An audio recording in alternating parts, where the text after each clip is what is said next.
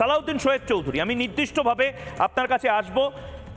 এই কথাগুলো আমি কি একটাও মিথ্যা কথা বলছি? ভারতবর্ষ বাংলাদেশ হয়ে যায়নি, এটা আমাদের সৌভাগ্য, কিন্তু দুর্ভাগ্য বাংলাদেশের যে এই ট্র্যাপে শেখ হাসিনা বা বাংলাদেশের মানুষ পা দিয়েছিলেন। অত্যন্ত গুরুত্বপূর্ণ, এত কোটি টাকা ঢালা হয়েছিল। অনেক অনেক ধন্যবাদ রঞ্জন ভাই। সবার আগে আমি ভারতের প্রধানমন্ত্রী শ্রী নরেন্দ্র মোদী এবং ভারতের দেশপ্রেমিক জনগণ প্রত্যেকের প্রতি অভিনন্দন জানাচ্ছি যে আপনারা একটি গভীর আন্তর্জাতিক ষড়যন্ত্রকে নস্যাৎ করে দিয়েছেন। আপনি মার্কিন গুপ্তরাজ্যের কথা বলেছেন, এর সাথে আমি একটি কথা যোগ করতে চাই যে 2024 সালের জুন মাসে আমাদের ব্রিজ পত্রিকায় আমরা সুনির্দিষ্টভাবে একটি রিপোর্ট ছেপেছি তথ্য প্রমাণের সাথে যে ব্রিটেন এবং ইউরোপীয় ইউনিয়ন তারা ভারতের কিছু সাংবাদিককে এবং কথিত কিছু থিঙ্ক ট্যাঙ্ককে টাকা দিয়েছে। কাকে কত টাকা দিয়েছে সেটা আমরা সুনির্দিষ্টভাবে উল্লেখ করেছি। তাদের এজেন্ডা ছিল নরেন্দ্র মোদীর বিরুদ্ধে অপপ্রচার চালানো, ভারতীয় জনতা পার্টির বিরুদ্ধে অপপ্রচার চালানো এবং হিন্দুদের বিরুদ্ধে অপপ্রচার চালানো।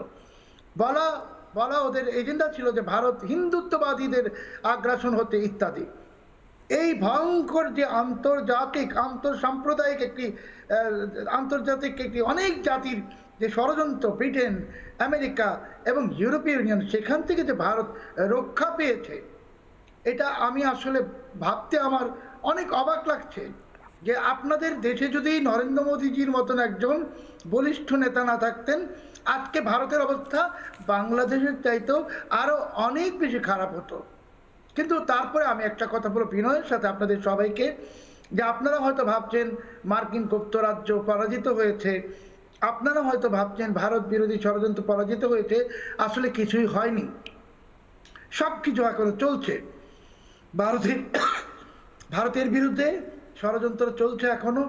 ভারতের ভেতরেই দেখবেন কথিত কিছু সাংবাদিক, কথিত কিছু আইনজীবী, কথিত কিছু পেশাজীবী, ওরা কুলিয়ে ফাঁপিয়ে বা ইনিয়ে বিনিয়ে আপনার ভাষায় মিনমিন করে বিজেপির বিরুদ্ধে কথা বলবে, নরেন্দ্র মোদীর বিরুদ্ধে কথা বলবে, কিন্তু ওদের ব্যাংকে বা পেপ্যাল অ্যাকাউন্টে বা বিভিন্নভাবে এদের কাছে কিন্তু টাকা আসছে এই কথাগুলো বলার জন্য যে নরেন্দ্র মোদীকে বলতে হবে তিনি হিন্দুত্ববাদী, ভারতের জনগণকে বলতে হবে তারা সাম্প্রদায়িক। এই কথাগুলো যেন তারা কিন্তু টাকা পাচ্ছে। এই কথাগুলো বললেই মানে এটা তো খুব ভালো একটা লুক্রেটিভ বিজনেস মডেল। মানে আমি এখন 5 বার করে নরেন্দ্র মোদী সাম্প্রদায়িক, নরেন্দ্র মোদী নির্দিষ্টভাবে একটা সম্প্রদায়ের বিরুদ্ধে করছে, নরেন্দ্র মোদী ডিক্টেটর, এই সমস্ত কথাগুলো বললে আমি টাকা পাবো।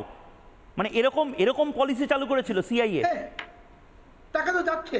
এবং দেখুন মহিরঞ্জন ভাই, আজকে যে ট্রাম্প নরেন্দ্র মোদী যে ঐতিহাসিক বৈঠক হলো, সেই বৈঠকের পর আপনি কি দেখছেন? বাংলাদেশ হামাস এখন আত্মপ্রকাশ করেছে, পোস্টার লাগছে রাস্তায় রাস্তায়, এবং খুব দুঃখজনক ভাবে ইলন মাস্ক ফাঁদে পায়ে দিয়েছেন, ইউনুসের ফাঁদে। বাংলাদেশ নাকি স্টারলিংক কিনবে। তো বাংলাদেশ স্টারলিংক কিনবে কোথা থেকে? সেই বাংলাদেশে স্টারলিংক কেনার টাকা কোথায়? কিছুই তো নেই। এমন ঘটনা ঘটছে বাংলাদেশে এখন, আমরা হয়তো আজকে বুঝতে পারতেছি না, কিন্তু ভয়ঙ্কর কিছু চলতেছে বাংলাদেশে এখনো। এবং এটা নিয়ে আমাদের ছোটবেলা থেকে আমাদেরকে বামপন্থীরা, যারা সবচেয়ে খারাপ লাগে বিমলদা, যে বামপন্থীরা সবচেয়ে বেশি বলতো যে দেখো মার্কিন সাম্রাজ্যবাদী, দেখো সিআইএ, তাদের কালো হাত ভেঙে দাও, গুড়িয়ে যাও। তাদের মধ্যে থেকে অনেকে বারবার বলা হচ্ছে বামপন্থী অনেক এনজিও, বামপন্থী ঘেঁষা সাংবাদিক, অনেক এনজিও যারা মূলত মানবাধিকার নিয়ে কাজ করে, অতি বাম, এরা সব এই সিআইএর পেরোলে ছিল। শুধুমাত্র এটা একটা ভয়ঙ্কর মডেল,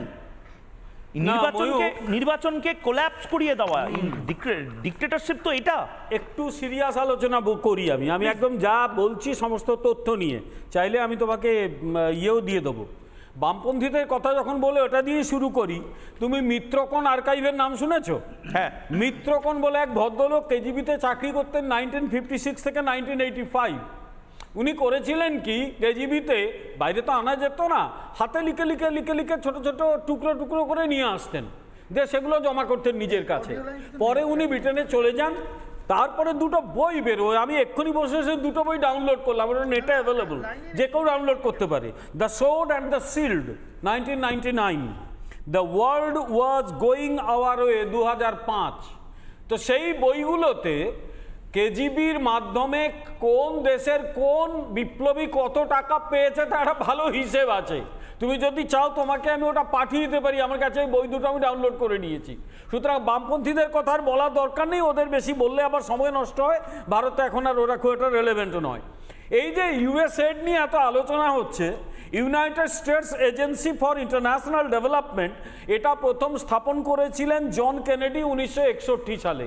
তারপর এদের কীর্তি শুনবে, দু একটা বলি, অত তো সময় নেই। 1963 সালে ওরা ইরাকে একটা কূপ ঘটিয়ে দেয়, দিয়ে ওখানে বাথিস্ট পার্টিকে ক্ষমতায় নিয়ে আসে। 1964 সালে ওটা একটা গোপন রিপোর্টে বলছে যে ওরা কূপটা কিভাবে শুরু হলো। প্রথম হয়েছিল বাগদাদ ইউনিভার্সিটিতে, ওরা টাকা দিয়ে ছাত্রদের মধ্যে কমিশন তৈরি করেছিল, আস্তে আস্তে চারদিকে ছড়ায়, তারপরে ওখানে বাথিস্টা ক্ষমতায় চলে আসে। 1973 সালে চিলিতে সালভাডোর আলেন্ডেকে ক্ষমতা থেকে সরিয়ে দেওয়া হয় এবং সেখানে একটা পুতুল সরকার বসিয়ে দেওয়া হয়। ফলে এই যে ইউএসএড, এদের কীর্তির শেষ নেই। কিন্তু এরা কিভাবে ঢোকে, ওরা করে কি, ওরা সাহায্যের নাম করে ঢোকে, কোনো কোনো ক্ষেত্রে তুমি দেখছো সাহায্য করছে।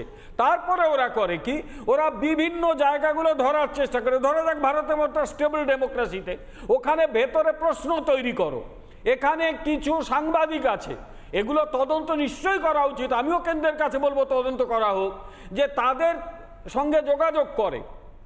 কিছু ইউটিউবার আছে, দেখবে কিছু ইউটিউবার আছে একদম ফ্যানাটিক মোদি হেটার, দুনিয়ার মিথ্যে কথা বলে, তাদের তুমি সাহায্য করো, তাদের সঙ্গে যোগাযোগ করো। এবং বিমলদা শুধু তাই নয়, আমি নির্দিষ্টভাবে দেখছি কিছু ইউটিউবার তারা অনেক সময় মানে ভারত বিদ্বেষের জায়গাতে পৌঁছে যাচ্ছে শুধুমাত্র মোহাম্মদ ইউনূসকে দেখানোর জন্য যে মোহাম্মদ ইউনূস আসলে ফরিস্তা, মোহাম্মদ ইউনূস আসলে মহৎ এক কোনো বড় অবতার এসেছেন। শুধু এটা নয়, আমি আরো বলছি, সেটা হচ্ছে বিজেপি সরকারের বা এনডিএ সরকারের প্রতিটি মুভকে নিয়ে প্রশ্ন করো, এবং এমন কিছু কিছু জায়গা ধরো যেগুলোতে মানুষের মানে এলিজিবিলিটি, তাদের আন্দোলনে নামিয়ে দাও। নারীবাদ, সেটাকে নিয়ে এমন কিছু করো যাতে মানুষের মধ্যে কিছু প্রশ্ন তৈরি হয়। শুধু তাই না, আরেকটা কথা বলি, সেটা হচ্ছে এদের প্রধান লক্ষ্য হচ্ছে যেভাবেই হোক সরকার সম্পর্কে, এখানকার গণতন্ত্র সম্পর্কে কিছু মানুষের মধ্যে প্রশ্ন তৈরি করা। নানা ধরনের কন্টেন্ট দেখার জন্য লাইক করুন, শেয়ার করুন আমাদের ফেসবুক পেজ, সাবস্ক্রাইব করুন আমাদের ইউটিউব চ্যানেল।